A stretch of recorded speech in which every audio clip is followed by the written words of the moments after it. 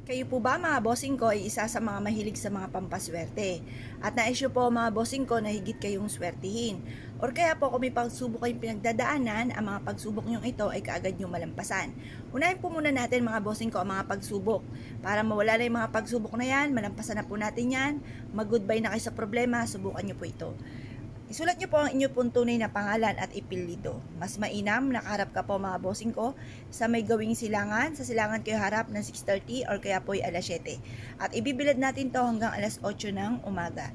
Pagkatapos halimbawa po ang problema po ninyo ay marami kayong mga pagkakautang. Number 1, mababayaran ko na. Mababayaran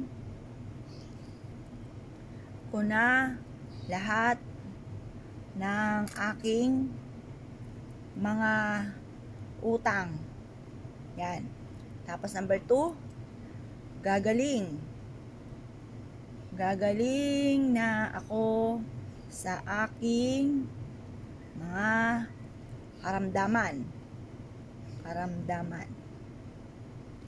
Number 3, magiging mabait. Halimbawa, ang inyong karelasyon ay pasaway. Magiging mabait na ang aking karelasyon. Magiging mabait na ang aking mga anak. Ayan, halimbawa, suot natin. Magiging mabait na ang aking karelasyon.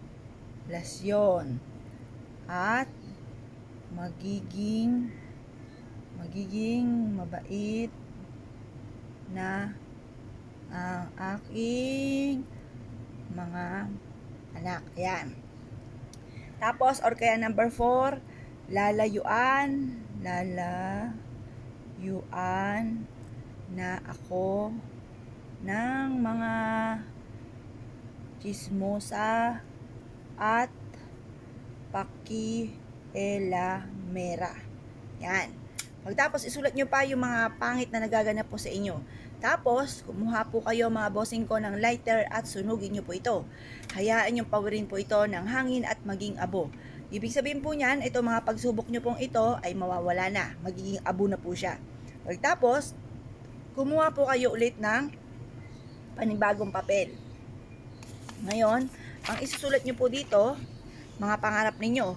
Magkaroon ako ng sariling bahay, magkaroon ako ng sariling sasakyan, magkaroon ako ng negosyo na dito na ako yayaman.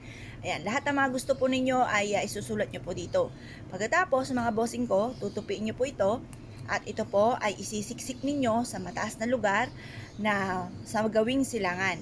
Mas mainam mga bossing ko, painitan nyo muna ito sa sinag po ng araw ng hanggang alas 8 ng umaga. Makalipas alas 8 ng umaga, ilagay nyo na po ito at tupiin sa may mataas na lugar po ninyo mga bossing. Halimbawa, ito, sulat nyo po muli ang inyong tunay na pangalan. Pagtapos, sulat nyo po dito, magkakaroon ako ng sariling malaking bahay. Yan, ganyan. Tapos, number 2, magkakaroon ako ng negosyo na dito na ako yayaman. Yan. Tapos, i-wish na lahat ng gusto po ninyo.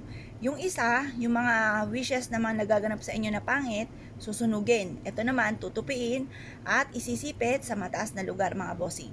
Mas mainam na sikreto nyo lamang po ito dahil kapag kami nakakaalam, lalo-lalo na at bagong gawa nyo pa lamang, maaaring makaingitan ka kagad, baka sabihin na, naku, baka nga yumaman ito. Manalangin sa inyo ng masama, kontrahin yung mga ginagawa po ninyo. Kaya mas mainam, sikreto lamang po ito kapag gumawa kayo ng ganito mga pamamaraan.